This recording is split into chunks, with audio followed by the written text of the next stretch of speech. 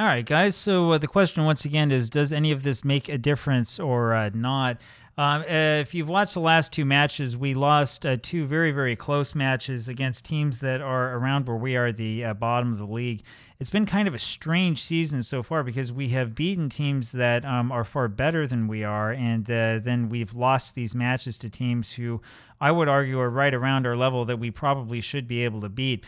We lost that to Taunton 1-0, and then to Curzon Ashton 2-1.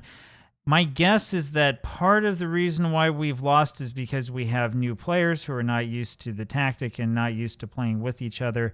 Over time, in theory, it's supposed to be helpful, but yeah, I mean, once they've come on, I'm not too surprised that they don't have some sort of like automatic, really positive impact on the team.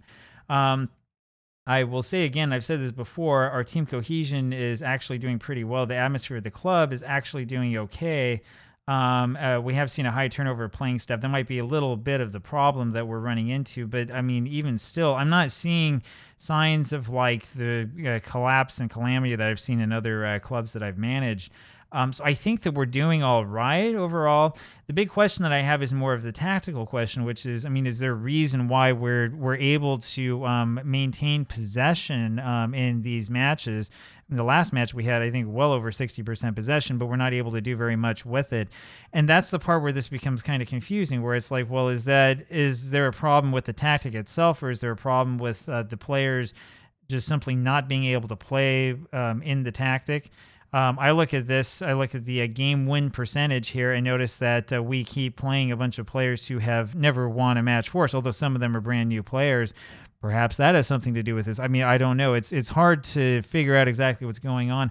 So I've made some adjustments here to the tactic, as always. We've taken, as we were on the widest width setting, we've gone back down to fairly wide.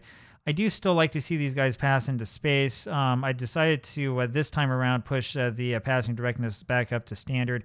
We're trying to take away a lot of the excess instructions and allow these guys to sort of play their own game.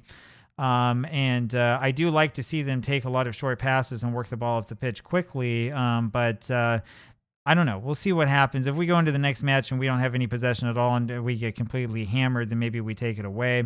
Took away some of these transition instructions as well, mostly stuff to goalkeepers to allow them to have a little bit more say over what happens. That's really been about it in terms of major changes. We haven't had get stuck in put on the tactic at all.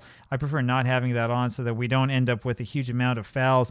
But yeah, I mean, the question here, I suppose, is like, does any of this make a difference? That's the thing that's so difficult to figure out and to understand. I know that I'm not the only person out there trying to come up with like an answer to this question.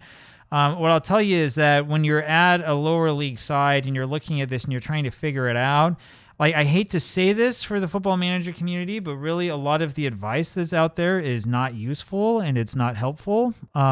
It's not very helpful for people to say stuff like, oh, well, show me your tactic. And then as soon as you show it to them, they're like, oh, no, you have to make this sweeping change and that sweeping change. And I mean, that's not helpful because you're training your players on your tactic and you're trying to create a squad built around your tactic, right? I mean, there are two basic general ideas of squad creation. You either create a squad around the tactic or you create the tactic around the squad. So what I'm trying to do here is create a squad that fits into a tactic. It's a lower level squad, so we know things aren't going to fit in perfectly.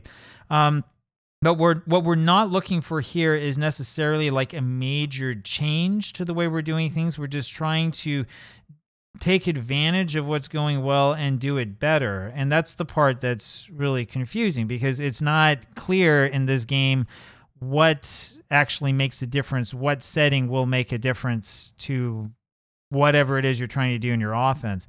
And I really think that's where the whole placebo machine idea comes from, where it's like, well, maybe that makes a difference. Maybe it doesn't. Maybe that makes something happen. Maybe it doesn't make the thing that you think will happen actually happen. I mean, I don't know. It's just so hard to tell. There's so much about Football Manager that is dependent on like an insane number of variables, right? And there's so much that seems to be like unstudied, and then there's all of this advice that comes because it comes straight off of the top of people's heads. The reason why I take this approach to it is because, like many others, I spent quite a bit of time playing Football Manager, using training setups that I thought were correct and that made sense based on what the game told you. And then we had evidence-based Football Manager come along and show that most of that was just complete garbage, and that the game actually can be scientifically proven not to be doing what we thought it was doing. Right. I suspect that the same thing happens with tactics. Anyway, I'm interested in knowing what you guys think, and especially if you guys have any sort of advice, what you would do from here, and what we can do to make things better. Again, I don't think that this is an awful team, and I think that we're doing much better than we initially expected. I just want to start winning matches and stop losing matches in the last minute. Talk to you later. Bye.